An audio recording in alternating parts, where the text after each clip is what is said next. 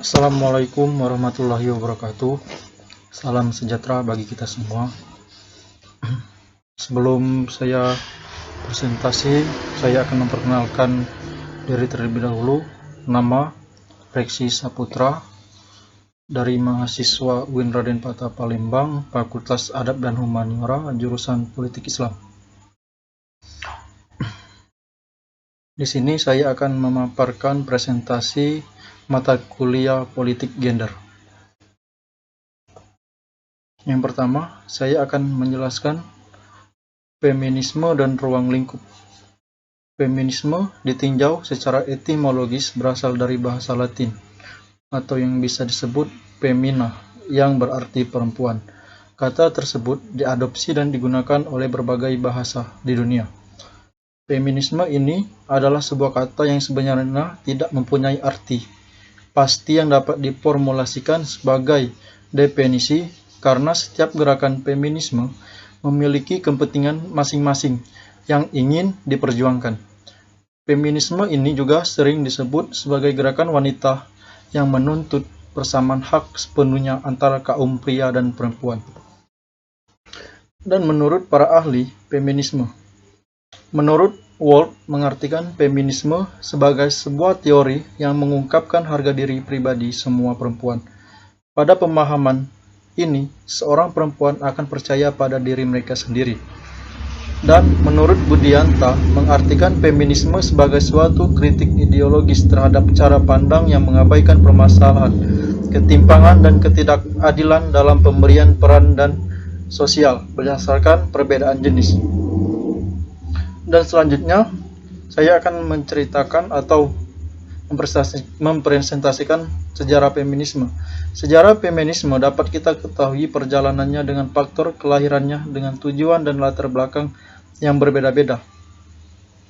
Lahirnya gerakan ini tidak terlepas dari tingkat pendidikan, kesadaran, kelas sosial, sosiokultural, dan sebagainya. Lahirnya gerakan feminisme berasal dari asumsi bahwa kaum perempuan pada dasarnya ditindas dan dieksploitasikan. Tidak hanya itu, gerakan ini muncul karena dalam sistem masyarakat patriarki. Gerakan feminisme dimulai pada tahun 1963 di Amerika dengan fokus gerakan pada satu isu, yaitu untuk mendapatkan hak memilih gagasan. Gagasan tentang pembebasan perempuan yang muncul di Eropa akhirnya menyebar di seluruh dunia. Era tahun 1960-an dan tahun 1980-an merupakan masa mobilisasi besar-besaran bagi kaum perempuan Amerika Latin.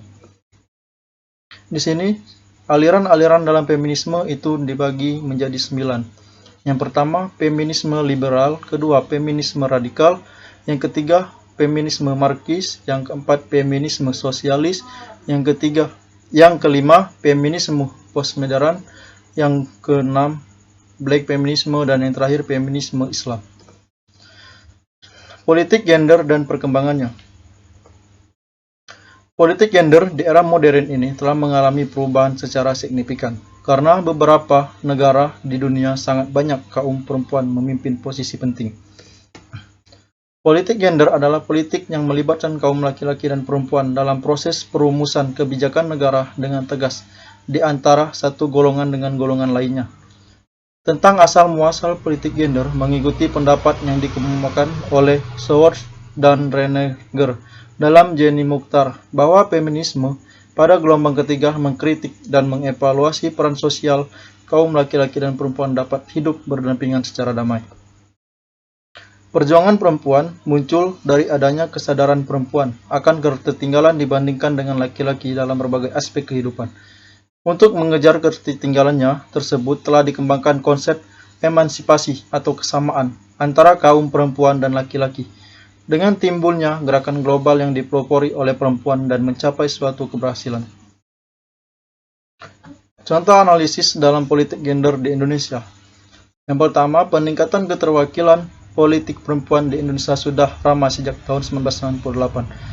Dan untuk pertama kalinya, isu mengenai hak-hak perempuan juga dikedepankan dalam kampanye pemilu yang berlangsung. Pada pemilu 1999, terpilihlah Megawati Soekarnoputri sebagai pemimpin yang paling populer di partai PDIP, dan pada tahun 1999 inilah Megawati memimpin atau menjadi Presiden Republik Indonesia menggantikan B.J. Habibie. Dalam segi ideologi dan hak asasi manusia, perempuan memiliki kedudukan yang sama dengan laki-laki. Dalam politik, selayaknya mengedepankan kompetisi, peluang dan kesepakatan yang sama untuk bertarung memperebutkan kedudukan publik yang strategis.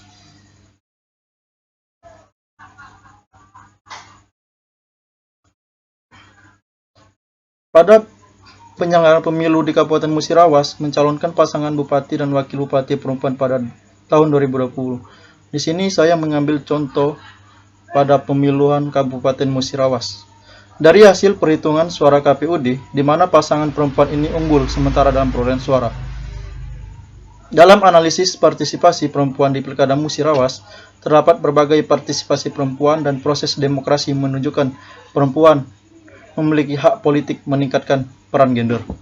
Dalam pilkada ini, calon perempuan berusaha lebih keras untuk mendapatkan suara tertinggi dibandingkan calon laki-laki atau petahana. Analisis kebijakan bias gender. Di sini terbagi menjadi 3. Yang pertama, pengintegrasian perspektif gender ke dalam suatu peraturan perundang-undangan untuk mewujudkan kesejahteraan dan ketentraman bagi masyarakat luas. Yang kedua, sejak berlakunya otonomi daerah pada tahun 1999 yang ditentukan Undang-Undang Nomor 22 Tahun 1999 tentang Pemerintahan Daerah dan diperbarui dengan Undang-Undang Nomor 32 Tahun 2004 yang berbunyi, Komisi Nasional Anti Kekerasan Terhadap Perempuan telah melakukan pemantauan berbagai kebijakan daerah. Dalam Peraturan Presiden Nomor 7 Tahun 2005 tentang Rencana Pembangunan Jangka Menengah Nasional tahun 2004 sampai 2009 bahwa permasalahan masih rendahnya kualitas dan peran perempuan dan tingginya tingkat kekerasan terhadap perempuan dan anak. Mungkin itu saja presentasi yang dapat saya sampaikan. Apabila ada kesalahan saya mohon maaf, kepada Allah saya mohon ampun. Saya akhiri, wassalamualaikum warahmatullahi wabarakatuh.